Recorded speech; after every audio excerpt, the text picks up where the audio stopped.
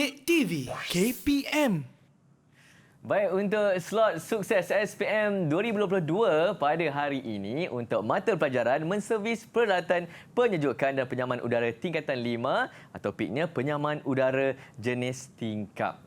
Dan sekarang ini nak serahkan kembali kepada cikgu kita untuk ni pula bagi tahu kita cara mengesan kerosakan dan membaik pulih. Silakan cikgu. Okey, kita pergi kepada slide seterusnya. Okey, langkah mengesan kerosakan dan membaik pulih unit penyaman udara jenis tingkap. Okey, terdapat beberapa kes. Okey, ini antaralah. Okey, unit tidak berfungsi. Maksudnya walaupun kita on tapi masih tak berfungsi. Kenapa? Okey, puncanya berkemungkinan adalah daripada bekalan arus. Okey, kemudian fuse pada plug 3 pin kita terbakar. Oh, bahayanya. Macam tu. Okey, seterusnya. Okey, unit tidak sejuk. Puncanya adalah penapis udara. Jadi dekat sini penapis udara ni, apa yang menyebabkan dia tidak sejuk? Siapa boleh bagi jawapan? Penapis udara. Okey, Mifzal. Kenapa Mifzal? Sebab apa tak sejuk? Kotor, betul. Okey, penapis udara kotor. Jadi bila penapis udara ni kotor, dia tersumbat dengan segala habuk. Dekat sini haba punya pemindahan tak akan berlaku. Okey, jadi kita kena cuci dia lah. Okey, kemudian yang kedua, bahan pendingin. Apa kaitan bahan pendingin dengan unit tidak sejuk? Siapa boleh bagi jawapan? Sekolah ni boleh? Sekolah ni? Bahan pendingin. Apakah ia?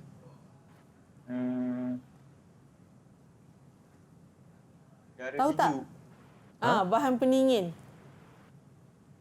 tahu lah cikgu. Tak tahu. Okey, tak apa. Tiba-tiba Solihin berdebar. Solihin? Solihin tahu tak Solihin? Aku kena ni. Dia kata. Sebab bahan pendingin dia tak cukup.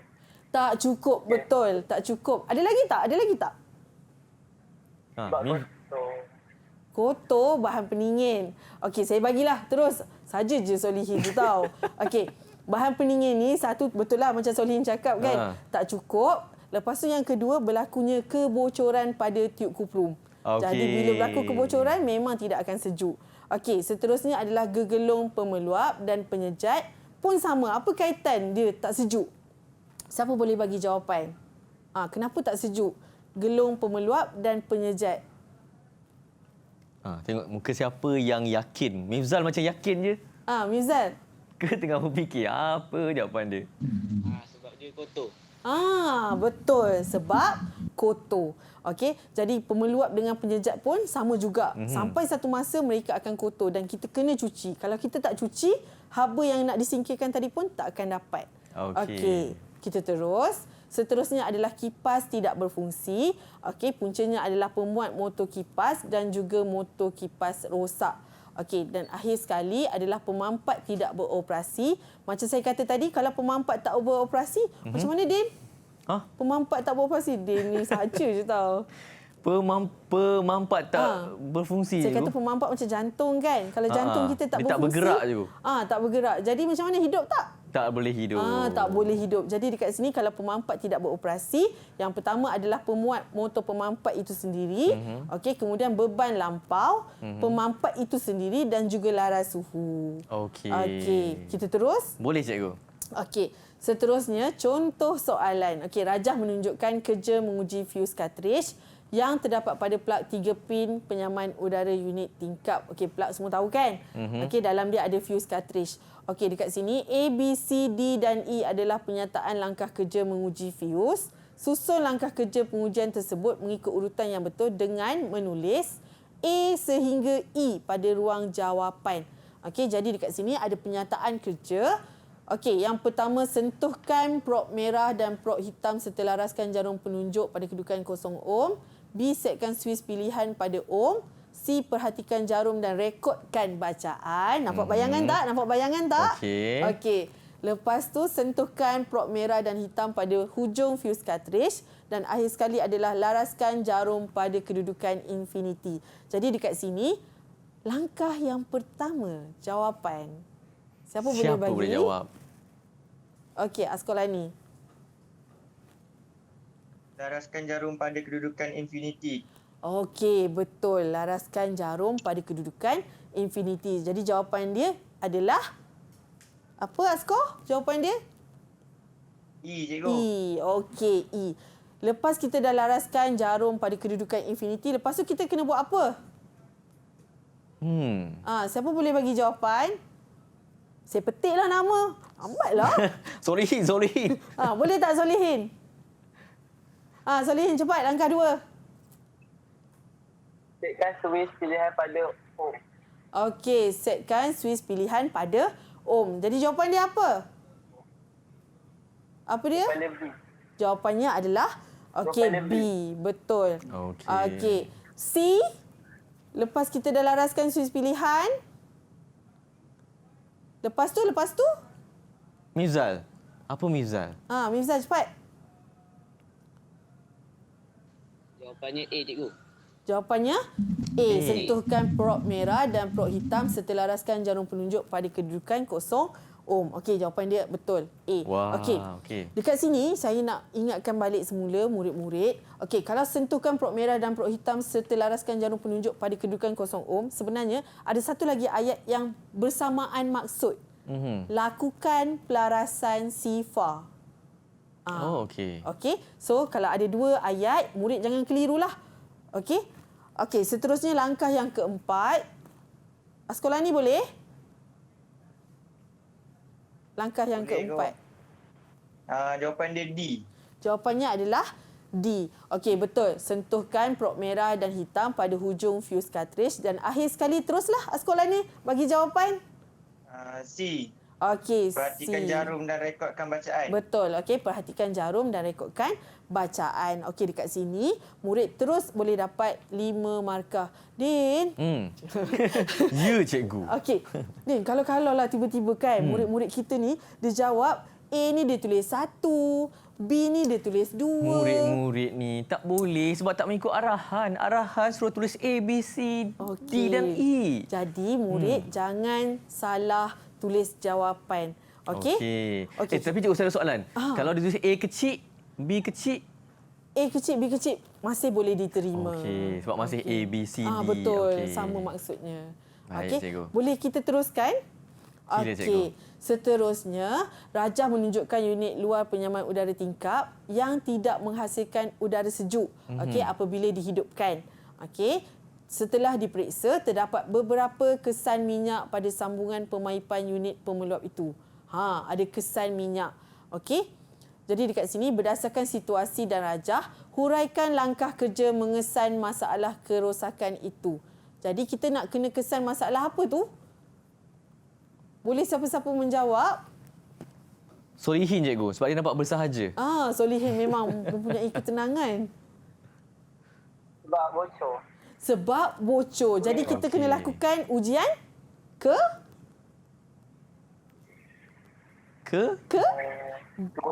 Ya, saja je kebocoran. Pandai. Okey, jadi langkah kerja. Solihin bagi terus satu boleh? Langkah kerja langkah pula, yang Solihin. pertama. Menggunakan tolok pancaroga. Okey, menggunakan tolok pancaroga. Tapi kena bagi tahulah nak sambung ke mana. Okey, jadi dekat sini jawapan patutnya adalah pasang hos tolok pancaroga pada unit. Okey. Langkah yang kedua, ada siapa-siapa boleh? Mizal ke? Askolani ke? Okey, Askolani, langkah yang kedua. Lepas dah pasang? Masukkan bahan pendingin atau nitrogen. Okey, betul. Okey, sekarang ni kita kena masukkan bahan pendingin ataupun nitrogen. Maksudnya umpama macam tayar motosikal lah kan. Kita kena nak uji. masukkan angin. Kan macam tu kan. Okey. Last sekali. Mizal, boleh Yang terakhir, ke? Mizal. Menggunakan buih sabun atau pengesan kebocoran elektronik. Okey, betul. Okey, akhir sekali adalah gunakan buih sabun ataupun pengesan kebocoran elektronik yang bersesuaian. Tapi kalau saya suka lagi guna larutan sabun. Okey, sebab larutan sabun kita lagi mudah nampak berbanding dengan pengesan kebocoran elektronik, dia akan menghasilkan bunyi tapi dia punya macam mana nak cakap?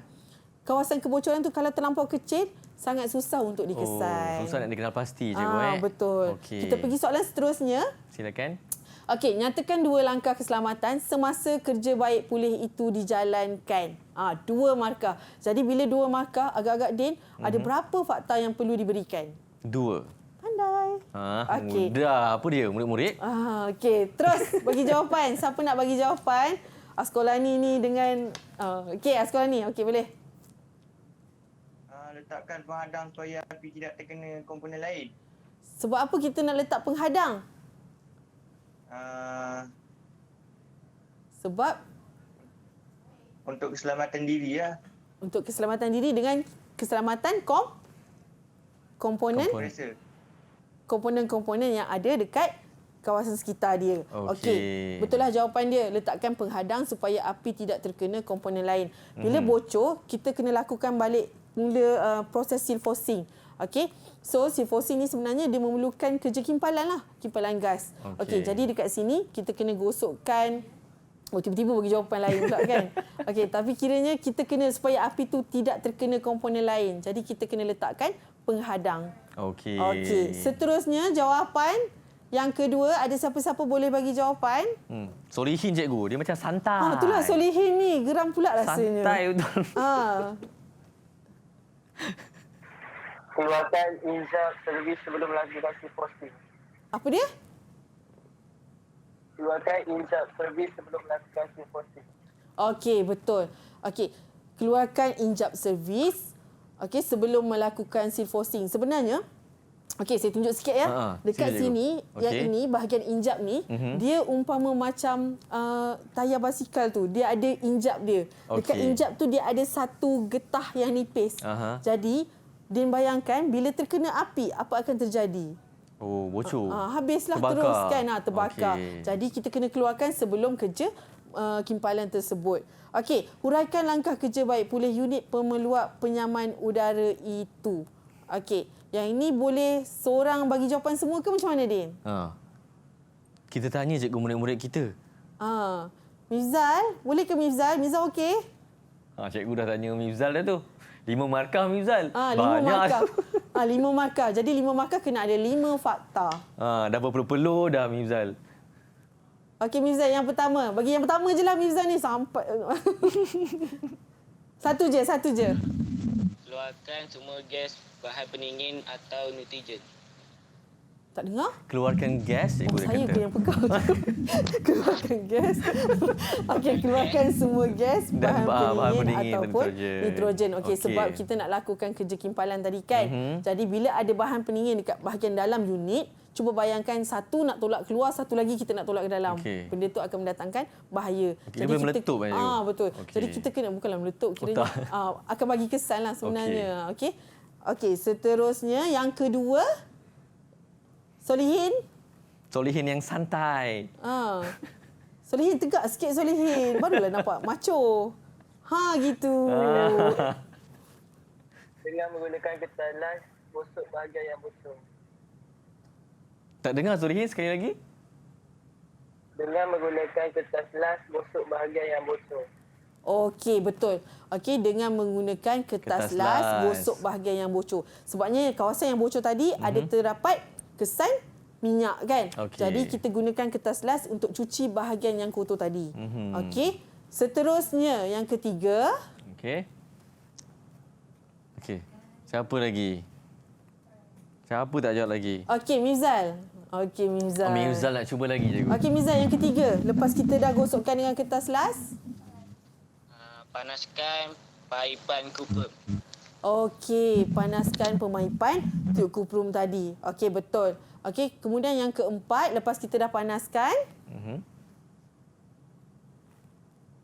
Okey, Askolani. Askolani, abang kacak kita cikgu nak jawab.